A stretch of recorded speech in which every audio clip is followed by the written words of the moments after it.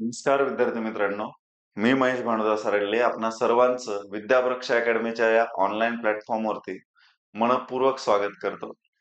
आतापर्यंत जे आहेत आपण पूर्ण 4 चॅप्टर पाहिलेले आहेत. त्याच्यामधला जो चौथा चॅप्टर आहे बालकांची वाढ व विकास.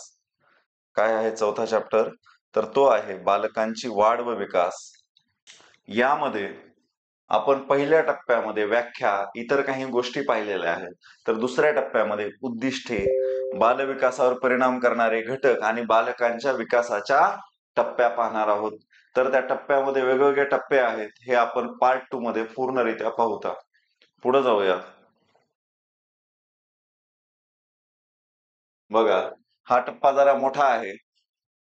हे करूता विकासाच्या विविध अवस्था आणि त्यांच्या शारीरिक, बौद्धिक, बोधात्मक, भावनिक आणि सामाजिक वैशिष्ट्ये आणि लक्षणे, कोणते कोणते लक्षणे असतात ते पाहणार आहोत. तर त्यामध्ये बघा, त्या प्रत्येक टप्प्याची विकासाच्या दृष्टीने काही वैशिष्ट्ये आहेत, म्हणून त्या टप्प्यांना काय म्हणतात रे? विकास अवस्था असं म्हणतात. लाईन टू लाईन जशाच तसे प्रश्न येतात. काय म्हणतात? विकास अवस्था म्हणतात. तर बघा, पुढे जाऊया.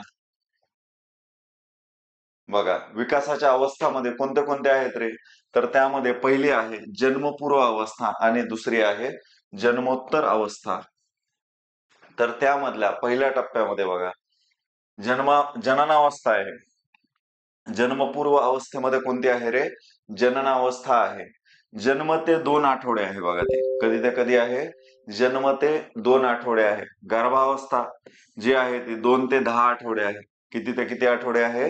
2 ते 10 आठवडे आहे. भ्रूणावस्था बघा, 10 आठवडे ते जन्मापर्यंत आहे. कुठून कुठपर्यंत आहे? 10 आठवडे ते जन्मापर्यंत आहे.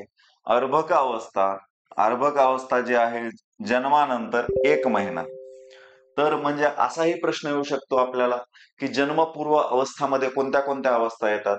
तर त्यामध्ये जननावस्था आहे, गर्भावस्था आहे, भ्रूणावस्था आहे आणि अर्भकावस्था आहे.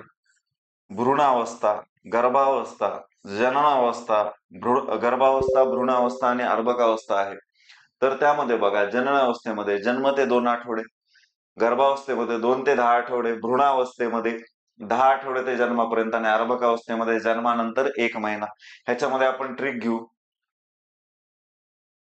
ज ग भ्र अ, ज ग भ्र अ, जनन, गर्भ, भ्रूण, अर्भक ह्या अवस्थांचा क्रम विचारू शकतात किंवा आठवडे विचारू शकतात. तर ते आहेत बघा, जग भ्रम. त्यानंतर बघा, जन्मोत्तर अवस्थेमध्ये कोणत्या येतात? शैशवावस्था आहे, जन्मापासून 5 वर्षापर्यंत. त्यानंतर बघा, किशोरावस्था आहे, 6 ते 12 वर्ष वयोगटापर्यंत. त्यानंतर कुमारावस्था आहे, 13 ते 19 वर्ष वयोगटापर्यंत. त्यानंतर तारुण्यावस्था आहे, 20 ते 40 वर्ष वयोगटापर्यंत. प्रौढावस्था आहे, 40 ते 60 वर्ष वयोगटापर्यंत. वृद्धावस्था आहे, 60 ते मृत्यूपर्यंत ही वृद्धावस्था आहे. त्यामध्ये बघा, आता या ज्या आहेत त्या वेगवेगळ्या अवस्था आहेत. तर या अवस्थामध्ये जर बघायचं झालं तर आपण आता ही स्पेशल अवस्थेमध्ये कोणत्या कोणत्या गोष्टी येतात किंवा कोणते कोणते लक्षणं येतात हे आज आपण पाहणार आहोत. तर त्यामध्ये बघा, शैशवावस्था किंवा बाल्यावस्था, शैशवावस्था किंवा बाल्यावस्था, इन्फॅन्सी म्हणजे 1 ते 5 वर्ष वयोगटापर्यंत जी अवस्था आहे त्याच्याबद्दल आज आपण माहिती घेणार आहोत. शैशवावस्था 1 ते 2 वर्षापर्यंत असते व पूर्व बाल्यावस्था किती रे? 2 वर्षापासून 5 वर्षापर्यंत असते. त्याच्यामधले लक्षण बघा, वजन किती असते बालकाचं? 7 पौंड असते. उंची किती असते? 18 इंच असते. हे सुद्धा विचारतात. 5व्या वर्षी वजन 30 पौंड होते तर उंची 38 ते 40 इंच होते. म्हणजे हा बदल सर्वात जास्त बालकामध्ये ह्या अवस्थांमध्ये होत असतो. डोक्याची लांबी शरीराच्या 1/5 पट असते. वाढल्यावर त्याचं काय रे? प्रमाण जे आहे ते बदलतं. त्यानंतर बघा, नवजात बालक झोप प्रदीर्घ काळ घेतात. झोप काय घेतात? प्रदीर्घ काळ घेतात.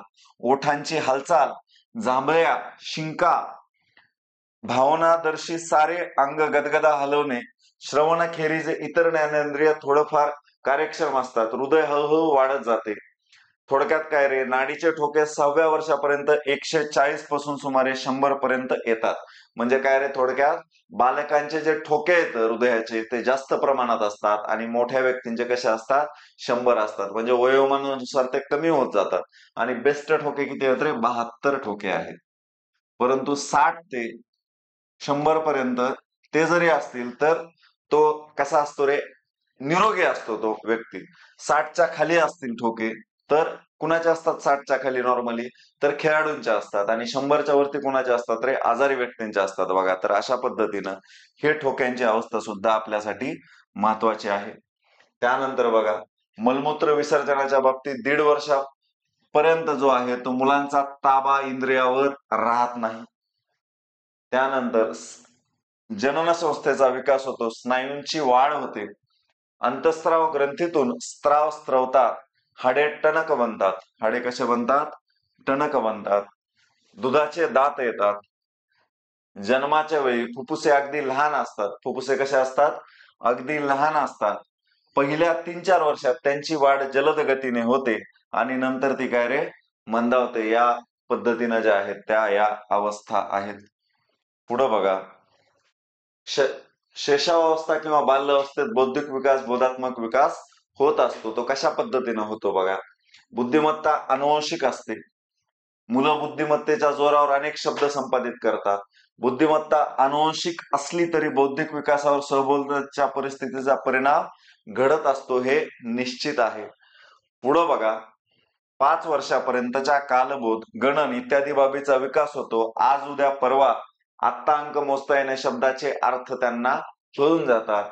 विचारशक्तीचा विकास होतो. कशाचा विकास होतो रे, विचारशक्तीचा त्यांच्या ह्याच्यामध्ये विकास होतो आणि तो कोणत्या, शैशव अवस्थेमध्ये होत असतो. पुढे जाऊयात. नवजात बालकाला स्मरणशक्ती नसते, अमूर्त विचारांची पात्रता नसते. विचार कोणते चांगले आहेत किंवा कोणते वाईट आहेत ह्याच्याबद्दल त्याला जाणीव होत नसते. कल्पनाशक्तीचा विकास झालेला असतो. तू व मी हा फरक हळूहळू समजू लागतो. स्मरणशक्तीची तीव्रता त्याच्यामध्ये भरपूर प्रमाणात असते. परिकथा, दंतकथा यांचे आकर्षण त्याला बऱ्यापैकी असते. आई वडील आजोबा यांची भूमिका मुलं करतात. अवधान काही वेळेत तरी केंद्रित असते. ते कशामध्ये रे, शैशव अवस्थेमध्ये ह्या गोष्टी होत असतात. पुढे बघा, शैशवावस्था भावनिक विकास कशा पद्धतीने होतो, ही अवस्था महत्वाची आहे. त्याच्यामध्ये बौद्धिक विकास, शारीरिक विकास, त्याच पद्धतीनं भावनिक विकास सुद्धा काय रे, महत्वाचा आहे. त्यामध्ये बघा, भीती, राग, हर्ष, प्रीती, सहानुभूती, दया, क्षमा ह्या ज्या भावना आहेत त्या विद्यार्थ्यांच्या कोणत्या अवस्थेत विकसित होतात, हा खूप वेळेस आलेला प्रश्न आहे. तर त्या विकसित होतात तर ह्या शैशवावस्था किंवा बाल्यावस्थेमध्ये वयाच्या 5 वर्षापर्यंत त्या विकसित होतात. जन्मतः अर्भकाचा भावनाविष्कार म्हणजे एक प्रकारचा उद्रेक असतो. त्यानंतर तो काय होतो रे, साकार होऊ लागतो. पहिल्या वर्षातील भावनाविष्कार हा प्रामुख्याने शारीरिक गरजांशी काय असतो, निगडीत असतो. पुढे जाऊया. पहिल्या वर्षातील मूल भावनिक उद्रेकाच्या वेळी सर्वांगीण आदळआपट म्हणजे तीव्रता वाढत जाते विद्यार्थ्याची. कोणत्या अवस्थेत, ह्या शैशव अवस्थेमध्ये वाढत जाते. पुढे जाऊयात. आईने कुरवाळणे, थोपटणे, दूध पाजले की सुखावते, म्हणजे ह्या छोट्या छोट्या ज्या गोष्टी आहेत त्याच्यासाठी बालकांसाठी महत्वाच्या आहेत. 2 ते 3 वर्षाच्या मुलाला मात्र अंधाराची भीती वाटू लागते. 2 ते 4 वर्षापर्यंत मुलं आपल्या भावनांचा आविष्कार तीव्रतेने करून वस्तूंची मोडतोड करणे, वस्तू फेकणे, चावणे, उड्या मारणे इत्यादी प्रकारे आविष्कार केला जातो. आनंद झाला की टाळ्या पिटणे, चावणे, भरणे इत्यादी प्रकारे आविष्कार केला जातो. त्यानंतर बघा पुढचं, शैशवावस्था अमूर्त गोष्टींची भीती वाटत नाही. शैशवावस्थेत काय रे, अमूर्त गोष्टींची जी आहे ती भीती आपल्याला वाटत नाही. पुढे जाऊयात. शैशवावस्था, बाल्यावस्थेचा सामाजिक विकास कशा पद्धतीने होतो बघा. सोशल डेव्हलपमेंट, सामाजिक विकास. नवजात बालकाचे जीवन हे शारीरिक गरजानुसार नियंत्रण केले जाते. त्यामुळे सामाजिक विकासाचा काय रे, प्रश्न जो आहे तो उद्भवत नाही. पुढे बघा, पहिल्या वर्षापर्यंत आईकडे मूल टक लावून पाहते, हसते, तोंडातून काही आवाज काढण्याचा प्रयत्न करते. हाच त्याचा काय असतो, सामाजिक विकास असतो. म्हणजे वेगवेगळ्या गोष्टींना तो हे करत असतो समाजामध्ये. टक लावून पाहणे, हसणे, तोंडाकडून म्हणजे जे आहेत समाजामध्ये व्यक्ती असतात त्याच्यामध्ये आपला घर सुद्धा समाजाचा एक भाग असतो. तर त्यांच्या ज्या प्रतिक्रिया असतात त्याला प्रतिसाद देण्याचं जे काम ते कशामध्ये येतं, तर ते सामाजिक अवस्थेमध्ये येत असतं. पुढं बघा, त्याच्याच वयाच्या इतर मुलांची ही मुलं दखल घेत नाहीत या अवस्थेत. परिचित व्यक्ती जवळ आली की हसणे, हात पुढे करणे, त्यांना उचलून घेतल्यावर सुखावणे, खाली ठेवल्यावर रडणे लक्षणे सामाजिक विकासामध्ये येत असतात. पुढे जाऊयात.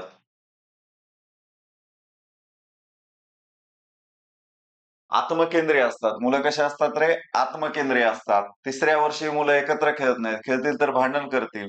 म्हणजे ह्या मुलांमध्ये काय भांडणं जास्त प्रमाणात होत असतात. पुढं बघा, 4-5 वर्षाची मुलं एकमेकांशी खेळू लागतात. एकमेकांचा सहवास त्यांना हवा-हवासा वाटायला लागतो.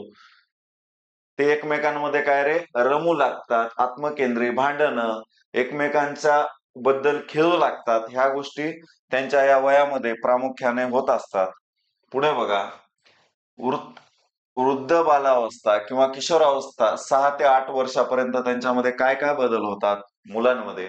किशोरावस्था किंवा त्याला काय म्हणतात रे, उत्तर बालावस्था, शारीरिक अवस्था म्हणतात. त्यामध्ये बघा, उंची दरवर्षी अंदाजे किती 2 इंचानं वाढते. किती इंचानं वाढते रे? 2 इंचानं वाढते. वजन दरवर्षी अंदाजे 30 ते 5 पाऊंडानं वाढत असते.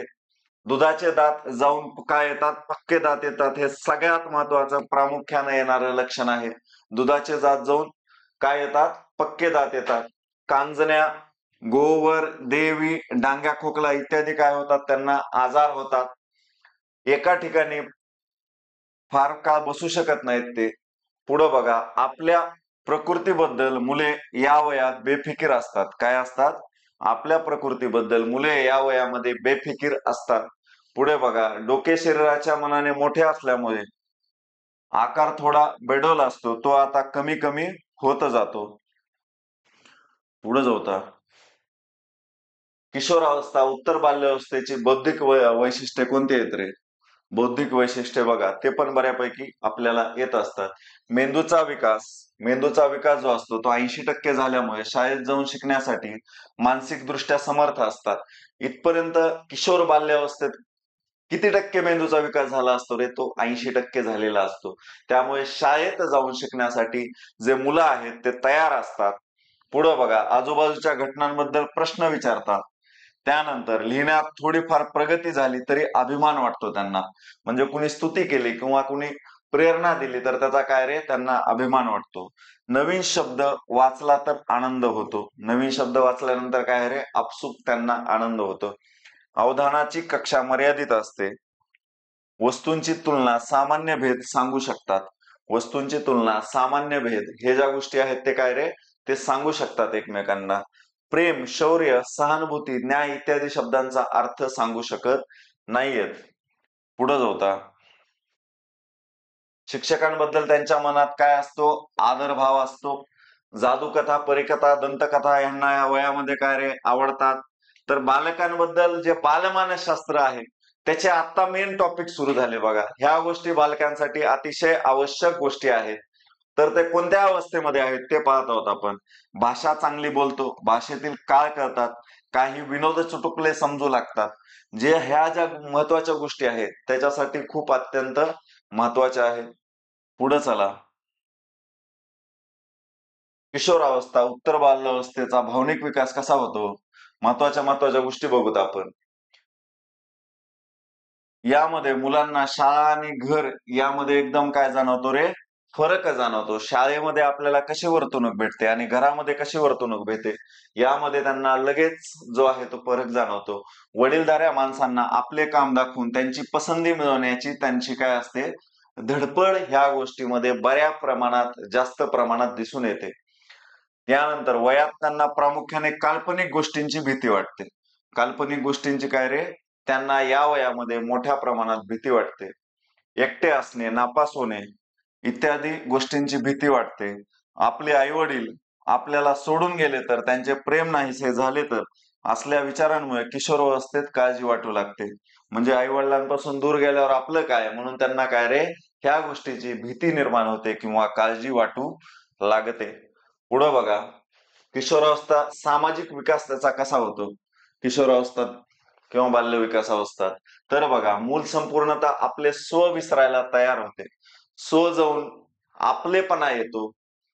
त्यांच्या ठिकाणी पूर्वीपेक्षा थोडा जास्त आत्मविश्वास कसा आहे रे, वाढलेला दिसतो. आत्मविश्वास इतरांना बोलण्याचा असेल, पालकांना फेस करण्याचा असेल, शिक्षकांना फेस करण्याचा असेल, तर तो आत्मविश्वास काय रे, त्यांना जो आहे तो वाढलेला दिसतो. कृती न ऐकता आपल्या मनाने कृती करण्याचा प्रयत्न ते या वयामध्ये मोठ्या प्रमाणात करत असतात. आता तो गटात सामील होऊन खेळात भाग घेऊ लागतो. म्हणजे गटामध्ये सामील होण्याचाही त्यांचा जो आहे तो वेग ह्या दिवशी वाढतो. पळणे, गट नायकाचे हुकूम मानणे, गटाची गुपिते राखणे, पालकांजवळ ही गटाची गुपिते न फोडणे, ही बंधने तो पाळतो. म्हणजे जी आहे त्याची मॅच्युरिटी जी आहे ती वाढलेली या वयोगटामध्ये त्याला मोठ्या प्रमाणामध्ये दिसू लागते. स्वतंत्र मुलं आणि मुली काय रे, स्वतंत्रपणे खेळू लागतात या गटात. मुलींच्या खेळात काही समस्या निर्माण झाली तर बहुधा त्यांना निकारावर येत नाहीत. पण मुलगे आपसापसात भांडतील, शारीरिकदृष्ट्याही दंगामस्ती करतात. मुलींना मात्र शाब्दिक भांडण लावून देतील. ह्या छोट्या छोट्या गोष्टी ज्या आहेत त्या आपल्या सगळ्यांसोबत झालेल्या आहेत. तर या बालमानसशास्त्रामध्ये ह्यांच्या वयोगटात मोठ्या प्रमाणात होतात. मुलांचे गट तयार होणे ही नैसर्गिक बाब आहे. म्हणजे गटतट तयार करण्याचा जास्त प्रमाणात जो वेग आहे तो किशोरावस्थेमध्ये येत असतो. पुढे जाऊयात. उत्तर किशोरावस्था म्हणजे कुठून कुठपर्यंत आहे रे, 9 ते 12 वर्ष. पोस्ट चाइल्डहुड म्हणतात त्याला. उत्तर किशोरावस्थेत शारीरिक गोष्टींचा विकास कोणता कोणता होतो बघा. या वयात शारीरिक विकास मंदगतीने होतो. शारीरिक विकास आता झालेला असतो या अवस्थेपर्यंत. म्हणजे आता ह्याच्या पुढे कसं होतं रे, तर तो विकास जो आहे तो मंद गतीने व्हायला सुरू होतो. या वयात मुली मुलांपेक्षा सामान्यपणे उंचीने 1 इंच, वजनाने 1 पाऊंड कमीत कमी भरतात. म्हणजे मुलांमध्ये आणि मुलींमध्ये जो फरक निर्माण होतो तो या अवस्थेमध्ये दिसायला सुरुवात होत असते. तर ती अवस्था कोणती आहे रे, किशोर अवस्था, उत्तर किशोर अवस्था आहे. पुढे बघा, शरीराच्या भागापेक्षा पायांची लांबी जास्त वाढते. त्यामुळे शारीरिक ठेवणीमध्ये ही मुले विचित्र दिसू लागतात. म्हणजे दिसण्याबद्दल जो जास्त प्रमाणात जो फरक आहे तो या अवस्थेमध्ये विद्यार्थ्यांमध्ये जास्त प्रमाणात दिसतो. डोळ्यांचा आकार प्रौढ व्यक्तीप्रमाणे झालेला असतो आणि त्यांचा विकासही पूर्ण झालेला असतो. पुढे बघा, या वयात त्यांच्या धावपळीच्या खेळामध्ये हृदयविकार जास्त ताण पडण्याची शक्यता असते. म्हणून या वयात 10 ते 11 तास झोप घेणे आवश्यक असते. या वयामध्ये झोपीची आवश्यकता त्यांना निकडीने जाणवते. स्नायू विकसित झाल्यामुळे हाताच्या बोटावर ताबा येतो. त्यामुळे एखादे वाद्य वाजवणे, हत्यार वापरणे इत्यादी गोष्टी मुलं कुशलतेनं करतात या वयात. मुले मुली आता एकत्र खेळत नाहीत. त्यांच्यातील फरक त्यांना जाणवू लागतो. काय अरे, मुलं मुली आता एकत्र खेळत नाहीत. त्यांच्यातील फरक त्यांना मोठ्या प्रमाणात जाणवू लागतो. पुढे बघा, उत्तर किशोरावस्थेची बौद्धिक विकास कोणता आहे? बौद्धिक विकास कोणता होतो तो बघा. मेंदूचा विकास जवळजवळ 40% इतका झाला असल्याने शाळेतील अध्ययनात ते सक्षम झालेला असतो. आता आपण लिहावे व वाचावे असे त्यांना काय वाटते रे, ती भावना त्यांच्या मनामध्ये तयार होती. ही महत्वाची आहे. त्यांच्यामध्ये आता आपण लिहिणं आणि वाचणं आवश्यक आहे ही भावना त्यांच्यात दिसून येते. चिकित्सक बुद्धिमत्तेने विचार करू शकत नाहीत. काय रे, चिकित्सक बुद्धिमत्तेने विचार करू शकत नाहीत. अमूर्त गोष्टी असूनही कळत नाहीत. एखाद्या वस्तूची व्याख्या विचारली तर तो उपयुक्तता त्या गोष्टीची सांगेल. तर त्या गोष्टीची तो उपयुक्तता सांगेल हे करतो. त्यानंतर बघा, सौंदर्य, विश्वास, सोन्याचा दिवस का माणुसकी अशा तऱ्हेच्या कल्पनांचा सूक्ष्म अर्थ त्याला कळत नाही आता सुद्धा. बुद्धीला आव्हान मिळेल असे कुठ प्रश्न सोडवण्याचा तो प्रयत्न करतो. म्हणजे बुद्धिमत्ता थोडक्यात. स्मरणशक्ती जवळजवळ प्रौढांनी इतकी विकसित झालेली असते. स्मरणशक्तीचा विकास कसा रे, खूप प्रमाणात जास्त या अवस्थेमध्ये त्यांना झालेला दिसतो. आकलन क्षमता विकसित झालेली असते. दंतकथा, परीकथा यांचे आकर्षण कमी झालेले त्याला या अवस्थेमध्ये मोठ्या प्रमाणात जे आहे ते दिसून येते. पुढे बघा, उत्तर किशोरावस्थेचा भावनिक विकास. यामध्ये भावनिक विकास कसा कसा होत जातो ते बघा. लहानपणी ज्या गोष्टीची भीती वाटत होती त्याला काय रे आता वाटत नाही, म्हणजे निर्भीड बनतो तो. आई वडील जर एखाद्या भावंडाचं एखाद्या कामामध्ये जास्त त्याचं काम असेल तर त्याचा जर कौतुक केलं तर त्याचा त्याला हेवा वाटू लागतो. आई वडिलांच्या प्रेमाबद्दल ते अतिशय संवेदनशील बनतात. आई वडिलांच्या प्रेमाबद्दल काय रे ते अतिशय या वयात तो आपल्या भावनांचा वळण लावतो. या वयात काय रे तो आपल्या भावनांना वळण लावतो. त्याच्यामुळे ही अवस्था जी महत्वाची आहे. आपण लहान नाही, ही भावना प्रबळ होत असते. तो आता सहसा रडणार नाही, डोळ्यात अश्रू येणे हे तो भित्रेपणाचे लक्षण समजतो. कोणत्या वयापासून समजतो रे? तर ह्या वयापासून. राग आला तर मुले आबोलं धरतील, शांत राहतात. मुली काही वेळा रडतील, परंतु मोठ्याने नाही तर मुळमुळ रडतील. ह्या अवस्थेतच होतंय. या अवस्थेत भावनिक आविष्कारांमध्ये सौम्यता येणे, कारण मुले हे मोठ्या माणसाचे अनुकरण करून शिकत असतात. त्यांच्यामध्ये काय येते? सौम्यता येत असते. पुढं बघा, उत्तर किशोरावस्थेचा सामाजिक विकास कशा पद्धतीने होतो? सामाजिक, बालकाला शाळेतील दैनंदिन कार्यक्रमात विकास भाग घेतो. कार्यक्रमाचा व्यवस्थित कार्य भाग घेत असतो. बालक त्याच्या कंपूचे नेतृत्व करतो. एखाद्या घटकाचे नेतृत्व कोण करत असतो? बालक करत असतो. उदाहरणार्थ च ची भाषा वापरतो इत्यादी. चहाला सारखे चयचे आहेत, अशा पद्धतीचे. मुलांचे काय रे काही कंपू तयार होतात किंवा मुलांचे गट तयार करतात. आपल्या गटात मुलांना घेत नाहीत, मुलांच्या गटापासून तुटकपणे वागतात. कोण? मुली. पुढे बघा, मुलींचा गट असेल तर त्या एकमेकांना प्रेमाने मिठी मारतील किंवा हाताचा हात घालून उभ्या राहतील. मुलांचा गट असेल तर एकमेकांच्या खांद्यावर हात व्यक्त करणे किंवा प्रेमाने एकमेकाला ढकलणे, कुस्ती करणे असे प्रकार या वयामध्ये दिसतात. भाऊ बहिणीशी भांडतो, भाऊ बहिणीशी भांडणे, रुबाब गाजवणे, कुरघोडी करणे कोणत्या वयामध्ये घडून येतात रे? तर ह्याच वयामध्ये आपल्याला दिसून येतात. पुढे बघा, कौमार्य अवस्था, कुमार झाला पोरगा. पौंगड अवस्था, वैशिष्ट्य कोणते येतं? कुमार अवस्थेचं काय रे? 13 ते 19 वर्ष हा वयोगट आहे. यामध्ये बघा, मुलांच्या जीवनातील अतिशय महत्वाचा आणि वादळी असा कालखंड असतो. विकास प्रक्रियेला एकदम गती मिळून अनेक बदल घडून येतात. हे बदल होत असताना व्यक्ती गोंधळून जातो, काही समस्या निर्माण होतात. शिक्षकांना या अवस्थेतील समस्यांचा विचार करावा लागतो आणि अध्यापनाबरोबरच काय रे मार्गदर्शकाची भूमिकाही त्यांना बजवावी याच अवस्थेमध्ये लागून दिसते. पुढे बघा, कौमार्य अवस्था किंवा पंगड अवस्थेचा शारीरिक विकास. कौमार्य अवस्था किंवा पंगड अवस्थेचा काय रे शारीरिक विकास हा कशा पद्धतीनं घडून येतो ते बघा. 4 ते 5 इंच वाढ उंचीत वाढते. 15 वाढ या वयोगटात होते. 12 वर्षाच्या मुली उंची व वजनाच्या तुलनेत 12 वर्षाच्या मुलांपेक्षा जास्त भरतात, परंतु 14 ते 16 या वयात मुले वजन उंची या बाबतीत मागे टाकतात.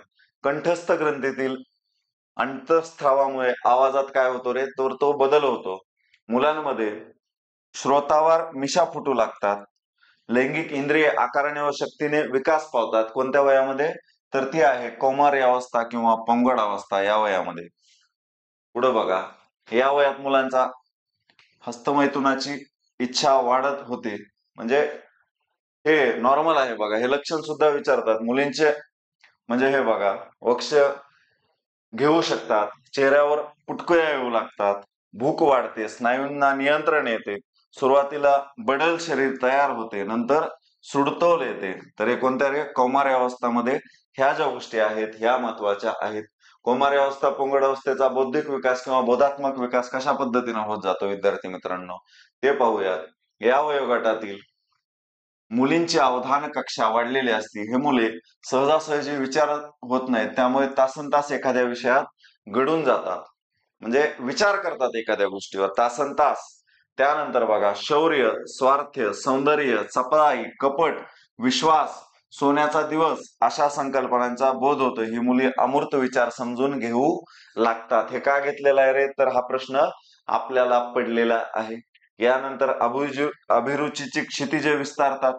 गणित, विज्ञान, इतिहास अशा विषयात आवड निर्माण होते. मुलींना प्रामुख्याने भाषेतील गद्य पद्य आवडतात. दंतकथेऐवजी वर्तमानपत्रे, मासिके वाचू लागतात. म्हणजे आता गोष्टी चंपक वाचायचं सोडून देऊन वर्तमानपत्र आणि मासिके वाचण्यास याच वयात सुरुवात होते. समूहात स्वतःचे मत मांडण्याचा अभिमान वाटतो.